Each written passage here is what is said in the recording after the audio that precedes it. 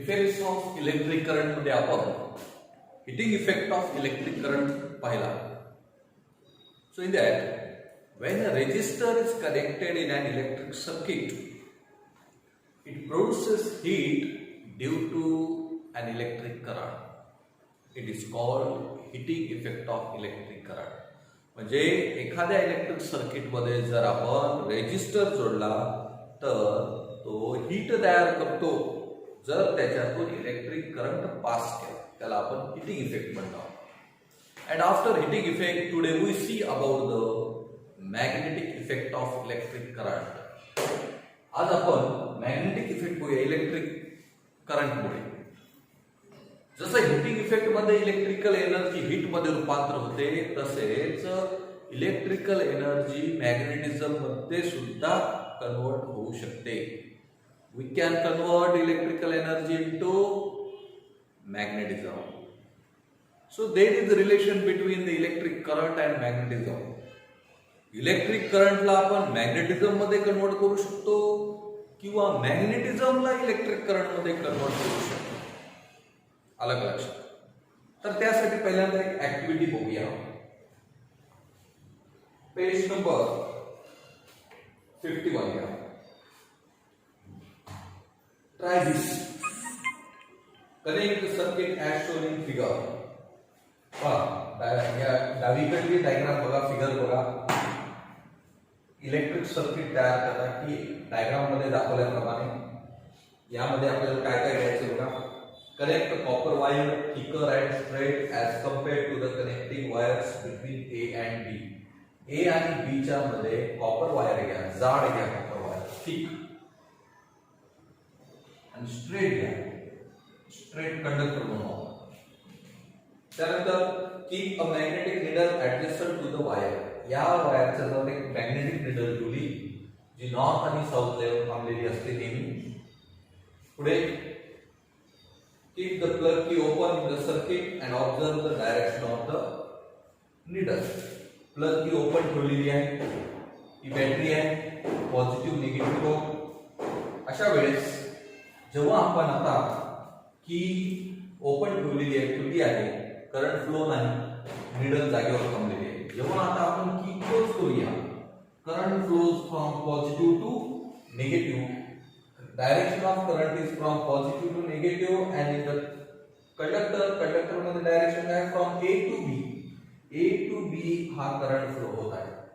अशा वेळेस जेव्हा करंट त्याच्यातून फ्लो झाला, निडल काय होते, निडलचे एक टोक समजा नॉर्थ पोल इकडे अट्रॅक्ट होते. जेव्हा आपण की क्लोज करतो, की क्लोज केलो म्हणजे करंट फ्लो झाला. when the current flows through the copper wire AB, then the magnetic needle deflect. magnetic needle काय व्हायला लागते, फिरायला लागते. समजा नॉर्थ पोल तिकडे अट्रॅक्ट झाला. आणि जेव्हा आपण की ओपन केली तेव्हा निडल परत आपापल्या जागेवर येते. की क्लोज केली, निडल डिफ्लेक्ट होते. तर या एक्सपेरिमेंट वर काय सांगता येते की ही जी निडल डिफ्लेक्ट झाली याचा अर्थ या निडलवर मॅग्नेटिझमचा परिणाम करत आहे. नॉर्थ पोल साऊथ पोल कधी रोटेट होतात, जर एखादा मॅग्नेट त्याच्या जवळ आला, मॅग्नेटिक फील्ड काही तयार झालं बाजूला, तेव्हाच ही निडल डिफ्लेक्ट होत असते. याचा अर्थ एबी वायर मध्ये मॅग्नेटिझम तयार झालेला आहे. आणि हे मॅग्नेटिझम कधी तयार होत आहे, जेव्हा करंट फ्लो होत आहे, म्हणूनच मॅग्नेटिझम तयार होत आहे. ह्या एक्सपेरिमेंट द्वारे आपल्याला सांगता येते when an electric current flows through the conductor it produces magnetic field. पुढे आता याच्यात आणखी बदल करूया. काय म्हटलं, now interchange the connecting wires connected to the cell and observe the direction of magnetic needle. Do you notice any relation between direction of current and position of needle? आता काय करा म्हटलंय की या वायरचे टोक बदला. समजा आपण सेल बदलूया, हा पॉझिटिव्ह घेऊया आणि हा निगेटिव्ह घेऊ. तेव्हा करंटची डायरेक्शन काय होईल, इकडून जाईल, positive to negative, B to A. B to E जेव्हा करंट फ्लो होईल तेव्हा मॅग्नेटिक निडल डिफ्लेक्ट होईल, पण आता साऊथ पोल अट्रॅक्ट होईल. आता कोणतं पोल अट्रॅक्ट ह्या दोन्ही एक्सपेरिमेंट म्हणून काय लक्षात आलं, काय फरक आहे दोघांमध्ये? पहिल्यांदा करंटची डायरेक्शन ए टू बी होती, नॉर्थ पोल अट्रॅक्ट झाला. आता करंटची डायरेक्शन बी टू ए आहे, साऊथ पोल अट्रॅक्ट झाला. ह्या एक्सपेरिमेंट करून काय लक्षात येते? असं सांगता येते की आपल्याला की when an electric current flows through the conductor, it produces magnetism. It produces magnetic field around it. त्या भोवती magnetic field तयार होते. So it is called magnetic effect of electric current. यालाच magnetic effect म्हणतात. And this was discovered by the scientist Hans Oersted. कोणत्या शास्त्रज्ञाने याचा शोध लागला? हॅन्स ओरेस्टेडने शोध लागला. आणि या कन्सेप्टला इलेक्ट्रोमॅग्नेटिझम म्हणतो आपण. 8 ला 9 ला आपण एक्सपेरिमेंट पाहिला. लोखंडी खिळ्यामध्ये आपण तार गुंडाळायची, त्या तारेला सेल जोडायचा, जोडल्यानंतर टास्पिन त्या तारेला जोडतात. टास्पिन अट्रॅक्ट होतात कारण त्या खिळ्याला अट्रॅक्ट होतात, कारण त्या लोखंडी खिळ्यामध्ये मॅग्नेटिझम तयार होते, ते करंटमुळे तयार होते, म्हणून त्याला इलेक्ट्रोमॅग्नेटिझम. हा सुद्धा कन्सेप्ट आहे electromagnetism. This concept was discovered by the scientist Hans Oersted. कोणी सांगितलं? हे हॅन्स ओरस्टेडने सांगितलेलं. तर आणखीन काय लक्षात येते? करंट फ्लो झाल्यामुळे मॅग्नेटिझम तयार होते तर कळतेच. आणखीन काय आपल्याला सांगता येते की मॅग्नेटिक फील्ड जे तयार व्हायचे त्याची जी डायरेक्शन, एकदा नॉर्थ पोल अट्रॅक्ट झाला, एकदा साऊथ पोल अट्रॅक्ट झाला. हे कशावर अवलंबून आहे की आपण करंटची डायरेक्शन बदलली, म्हणजे करंटची डायरेक्शन काय आहे त्याच्यावरून मॅग्नेटिक फील्ड तयार होते. So there is a relation between the direction of magnetic field and direction of electric current. If we change the direction of electric current, it also changes the direction of magnetic field. असं आपल्याला सांगता येते. कारण पहिल्यांदा A to B current flow झाला, north pole attract झालं. पुन्हा B to A current flow झाला, साऊथ पोल अट्रॅक्ट झालं. यामुळे लक्षात घ्या, there is a relation between the electric current and magnetism. असं आपल्याला सांगता येते. Do you notice any relation? आपल्याला रिलेशन ते सांगतात. नेक्स्ट पेजवर बघा, what do you learn from this experiment? या प्रयोगावरून काय लक्षात आलं? When an electric current flows through the conductor, it produces magnetism, and the direction of magnetism is related to the direction of electric current. The magnetic effect is observed because of the current in the wire. Magnetic effect दिसून येतो. This means electricity and magnetism are closely related. Electricity and magnetism closely related आहे. On the contrary, if a magnet is moved and kept moving, will we observe any electric effect? पहा, त्याचा उलट विचार करा. आता याच्या कन्सेप्टद्वारे काय कळलं? Electric current is converted into magnetic field. याचा उलट विचार करा की मॅग्नेटिझमचं करंट मध्ये रूपांतर होऊ शकते का? होऊ शकते. तो कन्सेप्ट आपल्याला पुढे बघायचा आहे. आताचा कन्सेप्ट फक्त electric current is converted into magnetism पाहिला. पुढे बघायचा आहे magnetic field is converted into electric current पाहायचा आहे. त्यासाठी काय करावं लागतं? Magnet is move, magnet motion मध्ये ठेवावा लागतो, मॅग्नेटिक फील्ड चेंज करावं लागतं, तर करंट तयार होतं. ते पुढे बघूया. Therefore we are going to study magnetic field and such electromagnetic effects. अशा इफेक्टला आपण इलेक्ट्रोमॅग्नेटिक इफेक्ट्स म्हणत असतो. Finally, we will study the principles, construction and working of electric motor and electric generator. तर याचा यूज ह्या इलेक्ट्रोमॅग्नेटिझमचा यूज आपण electric motor मध्ये पाहणार आहोत. इलेक्ट्रिक मोटरचं प्रिन्सिपल कशावर चालते, कन्स्ट्रक्शन कसं आहे, कशी बनलेली आहे आणि वर्किंग कसं काम करते मोटर. त्या इलेक्ट्रिक मोटर मध्ये हेच होत आहे की electric current is converted into magnetism. हे पुढे पाहायचं. त्यानंतर पाहायचं जनरेटर. आपल्याला जनरेटर कोणत्या प्रिन्सिपलवर चालतं की त्यामध्ये magnetism is converted into electric current, कारण जनरेटर पासून आपल्याला इलेक्ट्रिक करंट मिळत असतं. त्यानंतर त्याचं कन्स्ट्रक्शन, जनरेटर कसं तयार करतात, वर्किंग कसं काम करते, हे पुढे पाहायचं आहे आपल्याला. So now introduction of scientist. Hans ओरस्टेडची माहिती बघूया. Page number 52. तुमच्या सिलेबसला नाही, एक्झामला येणार नाही, पण जनरली लक्षात घ्या. Introduction of scientist. As a scientist at the forefront in 19th century, 19व्या शतकामध्ये hence Christian Oersted played an important role in understanding electromagnetism. इलेक्ट्रोमॅग्नेटिझम हा जो कन्सेप्ट समजण्यासाठी याचं खूप महत्त्वाचं योगदान आहे. हॅन्स ओरस्टेड या शास्त्रज्ञाचं खूप महत्त्व आहे.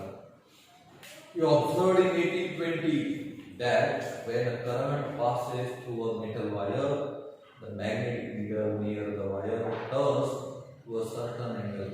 हा प्रयोग 1820 मध्ये केला की अशा वायर मधून जेव्हा करंट पास होते तेव्हा निडल रोटेट होते हे त्याला लक्षात आलं. He pointed out the relation between electricity and magnetism. आणि याला लक्षात आलं की इलेक्ट्रिसिटी आणि मॅग्नेटिझम या दोघांमध्ये रिलेशन आहे, एकमेकाशी संबंधित आहे. Today's advanced technology is developed as a consequence. आणि त्यामुळेच आज आपल्याला ॲडव्हान्स्ड टेक्नॉलॉजी निघालेली आहे. ह्या कॉन्सिक्वन्स वरून is honour the unit of intensity of magnetic field is Oersted.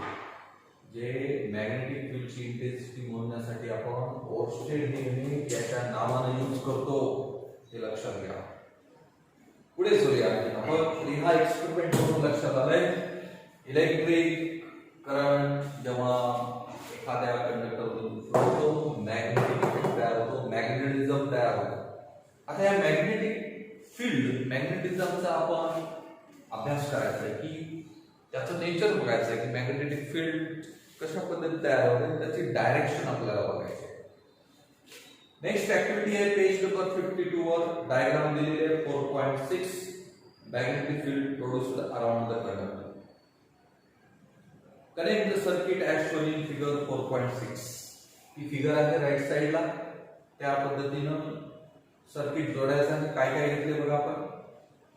When large current flows through the thick copper wire passing through a cardboard.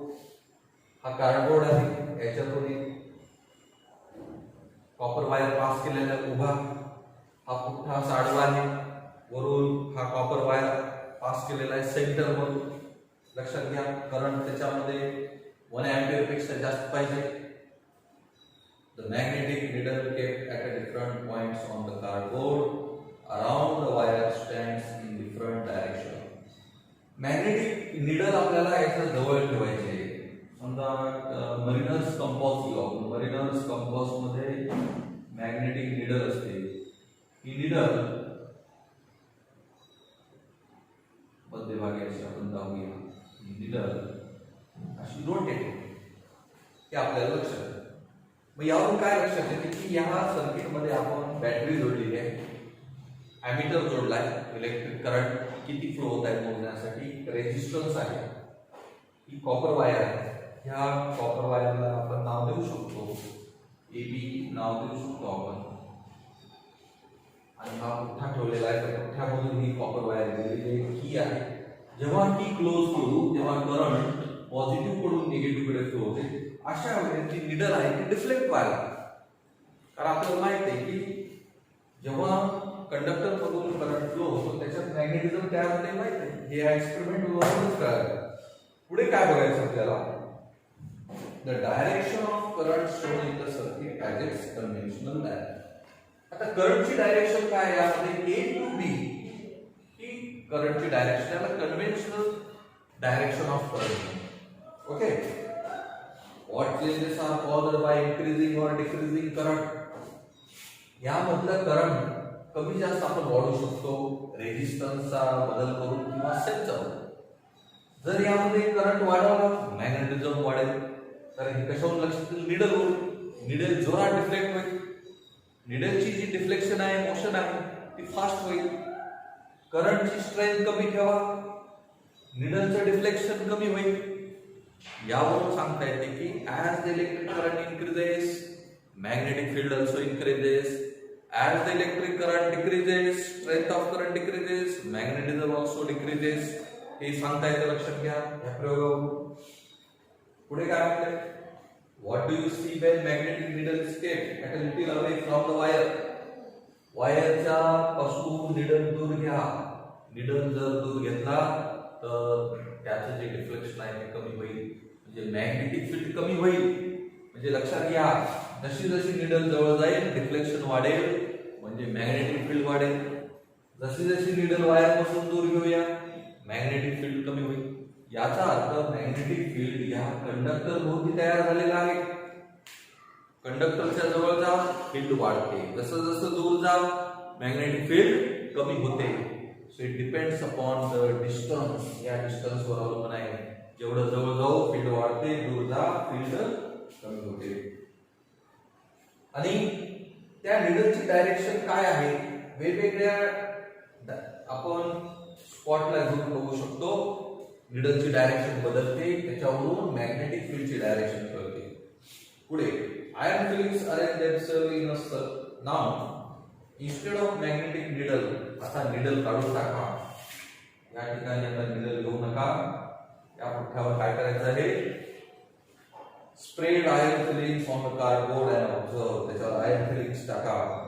Iron fillings arrange themselves in a circular manner around the wire. Why does this happen?